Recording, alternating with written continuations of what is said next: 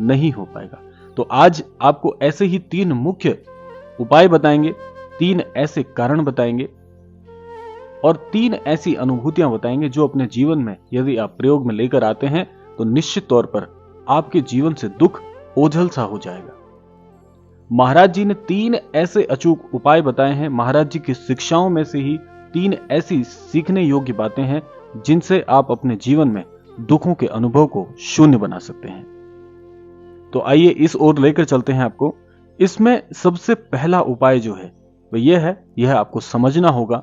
महाराज जी के वाक्य हैं, महाराज जी के ये अकाट सत्य वाक्य हैं कि यह पूरा विश्व, यह पूरी सृष्टि एक छलावा है। यानी कि जीवन में जो ये सृष्टि है जिसे आप अपने इर्द गिर्द देखते हैं, ये सब एक प्रकार से छलावा है। और आप इसीलिए चिंतित हैं क्योंकि जीवन में जो भी घटनाएं आप देख रहे हैं उन घटनाओं को आप स्वयं से जोड़ लेते हैं क्योंकि आप संलग्न हैं। महाराज जी कहते हैं कि इस छलावा युक्त सृष्टि के साथ में, इस छलावा युक्त जीवन के साथ में आप स्वयं को संलग्न किए हुए हैं, इसीलिए आपको दुखों का अनुभव होता है। कहने का आशय यह है कि आपने इस सृष्टि को, इस भौतिक दुनिया को अपने इर्द गिर्द इतना ज्यादा जोड़ लिया है कि आप इसमें घुल मिल गए हैं पूरी तरह से, और आपके मस्तिष्क में यह बात आप सदैव भूल जाते हैं कि यह जीवन क्षणभंगुर है। ये जो शरीर है, ये जो देह ईश्वर ने हमें प्रदान की है, ये कुछ समय के लिए ही तो है।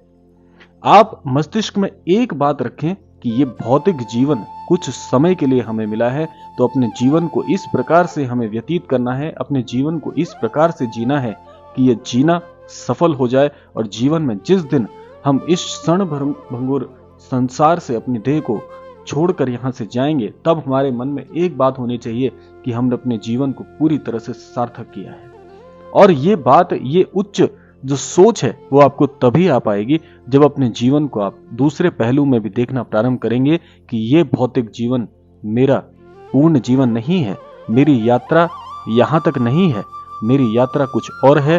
मनुष्य जीवन के कुछ उद्देश्य हैं जिसको पूर्ण करने ईश्वर ने मुझे भेजा है, और जीवन के उद्देश्य मनुष्य के अनुसार अलग अलग हो सकते हैं।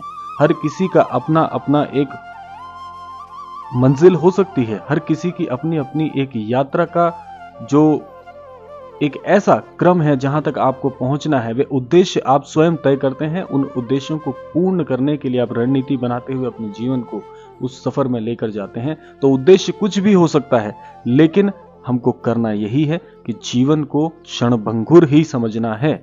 आज ये देह पूर्ण रूप से हमें दी नहीं है। ईश्वर ने यह एक छलावा युक्त संसार बनाया हुआ है जिसमें हमारा काम बुद्धिमता से हमें लेना है और यह समझना है कि आज यह भौतिक देह कुछ समय के लिए हमारे पास है। तो यह था पहला बिंदु। दूसरा बिंदु है, दूसरा एक उपाय है जिससे हम इस संसार से पूरी तरह स्वयं को अलग रख सकते हैं। वह यह है कि सभी सांसारिक चीजों से मन को साफ करना हमें सीखना है। यदि आप अपने दिमाग को नियंत्रित नहीं कर सकते तो आप ईश्वर को महसूस कैसे करेंगे? ये वाक्य है महाराज जी के। महाराज जी कहना चाहते हैं कि हम सांसारिक चीजों में इतना ज्यादा रच बस गए हैं कि हमारा दिमाग नियंत्रण पर है ही नहीं। हमारा दिमाग नियंत्रण खो देता है।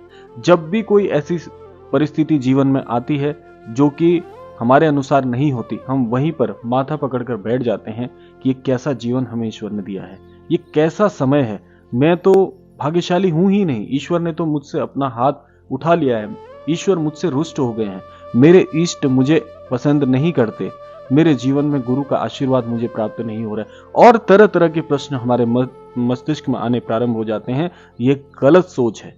सांसारिक चीजों में ईश्वर ने आपको कभी ऐसा नहीं कहा, आपके गुरुजन आपको कभी यह नहीं सिखाते हैं कि ये सांसारिक सुख भोगना आपका कार्य है। सांसारिक वस्तुओं पर मस्तिष्क पूरी तरह से यदि आप रखेंगे तो जीवन में आप समझ लीजिए कि दुखों को आप खुद ही आकर्षित कर रहे हैं। यह तो जीवन एक तराजू के समान है, आज सुख है तो दुख है, और यदि आज दुख है तो कल सुख आएगा ही आएगा। ये परिवर्तन का चक्र है, ये यूं ही चलता रहेगा, इसको कोई शक्ति बदल नहीं सकती। लेकिन नियंत्रण हम अपने मस्तिष्क में रख सकते हैं। हम पूरी तरह से अपना नियंत्रण ही खो बैठते हैं। हमारे जीवन की सबसे बड़ी भूल यही होती है कि हम इतना ज्यादा इन चीजों को अपने मस्तिष्क में हावी कर लेते हैं, हम सोचने लग जाते हैं कि ये सांसारिक सुख साधन ही जीवन है। ये सबसे बड़ी भूल है। महाराज जी यही आपको सिखाना चाहते हैं। महाराज जी सदैव यही कहते हैं कि यदि आप इतना ज्यादा सांसारिक हो जाएंगे तो आप ईश्वर को महसूस कब करेंगे। जैसे आपने एक बात सुनी होगी मन में, आपने अपने बड़े बुजुर्गों से जरूर सुना होगा कि राम राम का जाप करने के लिए हम पूरा जीवन लगा देते हैं, लेकिन हमारे पास कभी समय होता ही नहीं है। जब हम छोटे होते हैं तो हम ये सोचते हैं कि अभी तो छोटी उम्र है, अभी इस जीवन को जी लेते हैं। जब हम जवान होते हैं तो हम सोचते हैं अभी तो कार्य क्षेत्र में जुड़ने का समय है, तो राम राम करने का समय हमारे जीवन में है ही नहीं। जब वृद्ध हो जाते हैं तब हम अपने बच्चों की चिंता, उनकी शिक्षा, उनकी शादी आदि इन चीज़ों पर हम अपना दिमाग लगाते हैं, तो अभी भी हमारे पास समय नहीं होता। और जब ये बात समझ में आती है कि ईश्वर को याद करना चाहिए, तब तक हमारी यात्रा का सफर शुरू हो जाता है। इस संसार से विदा लेने का समय आ जाता है, तो ईश्वर को याद करने का समय हमारे जीवन में होता ही नहीं है। यही बात महाराज जी भी कहना चाहते हैं कि इतना ज्यादा सांसारिक भी मत हो जाइए, भूल मत जाइए। ये क्षणभंगुर समय है, यहाँ ये देह कुछ समय के लिए हमें दी गई है, तो हमें सारे कार्य इसी समय निर्धारित होते हुए ही करने पड़ेंगे। यही समझदारी है। तो यह था दूसरा बिंदु। अब आते हैं सबसे महत्वपूर्ण भाग पर, जो कि है तीसरा उपाय, तीसरा वह कारक जिससे आप दुखों से सदा सदा के लिए विदा ले सकते हैं। तीसरा महत्वपूर्ण बिंदु है कि संसार अक्सर जो है वह कुछ ऐसे दृश्य हमें दिखाता है जो हमारे अनुसार नहीं होते। यानी कि मनुष्य जाता तो किसी और चीज के लिए है, मनुष्य तैयार तो किसी और चीज के लिए होता है, लेकिन उसे जीवन में प्राप्त कुछ और होता है। आपने देखा होगा अक्सर बहुत से ऐसे उदाहरण हैं। जैसे उदाहरण स्वरूप में मैं आपको एक विद्यार्थी का ही उदाहरण बता देता हूँ, जहाँ पर विद्यार्थी कहता है कि मैंने आजीवन अपना पूरा समय लगा के पूरे एकाग्रचित मन से एक परीक्षा की तैयारी की, लेकिन मैं उस परीक्षा में सफल नहीं हो पाया। लेकिन कुछ समय बाद में मुझे समझ में आया कि मेरे लिए तो ईश्वर ने कुछ और सोचा है। तो उसी के साथ साथ उसे जो पहली बात वह चाहता था कि किसी परीक्षा के लिए तैयारी कर रहा था, लेकिन उसका चयन किसी दूसरे भाग में किया जाता है या उसका चयन दूसरे किसी व्यवस्था के लिए कर दिया जाता है, तो यह हमारे हाथ में नहीं है। महाराज जी ने यह बात कही है कि मनुष्य तैयार किसी और चीज के लिए होता है, जाता किसी और चीज के लिए है, लेकिन प्राप्त उसे कुछ और होता है। प्राप्त करने कुछ और जाता है, लेकिन हासिल उसे कुछ और होता है। तो यह सृष्टि का सबसे बड़ा नियम है। इसमें यदि कहीं पर भी हमें ऐसा लगता है कि हम तो कुछ और ही चीज अपने जीवन में आकर्षित करते हैं, कुछ और ही सोचते हैं, लेकिन मिलता हमें कुछ और है, तो यह सोचना हमारा कार्य नहीं है। नियति की शक्ति नियति ही निर्धारित करती है, लेकिन हमें अपने कर्मों से कभी पीछे नहीं होना चाहिए। कर्म प्रधान यह धरा है, कर्म ही करना चाहिए, और बिना कर्म किए अगर हम फल की इच्छा कर रहे हैं तो बहुत बहुत गलत बात है। जीवन में कितना प्रयास कर लीजिए, यदि ऐसी परिस्थितियों के लिए आपने बिल्कुल भी प्रयत्न नहीं किया है, मेहनत नहीं की है, तो ऐसी परिस्थिति आपके जीवन में कभी आकर्षित नहीं होंगी, आप कितना ही प्रयास कर लीजिए। लेकिन कर्म यदि आप सत्कर्म कर रहे हैं, अपने कार्य क्षेत्र के लिए पूरी तरह से मेहनत कर रहे हैं, तो एक ना एक दिन सफलता आपकी ही होगी। इसमें आपको कोई रोक नहीं सकता।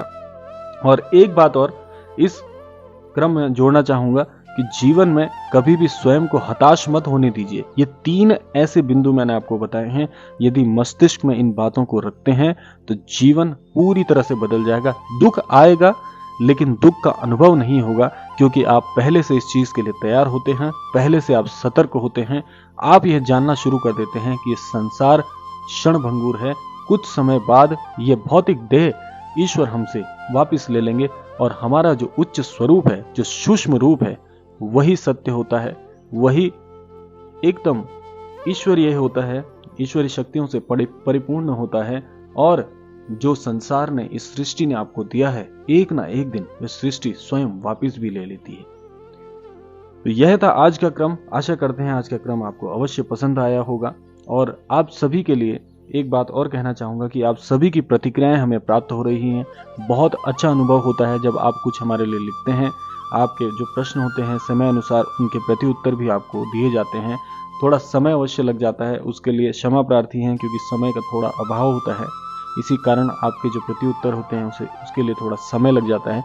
लेकिन यूं ही अपना स्नेह बनाए रखिएगा। महाराज जी के इस पूरे सफर में आप सबका सहयोग हमारे लिए बहुत बहुत यादगार है। यही कामना करते हैं कि आप अपना स्नेह यूं ही बनाए रखेंगे। महाराज जी आप सभी के जीवन में उच्च स्तर लेकर आएंगे, आप सभी को आशीष प्रदान करेंगे और आप सभी के जीवन में खुशियों का अंबार लग जाए, ऐसी कामना के साथ विदा लेते हैं। मिलते हैं अगले क्रमांक में, तब तक के लिए जय श्री राम, जय गुरुदेव, जय उत्तराखंड।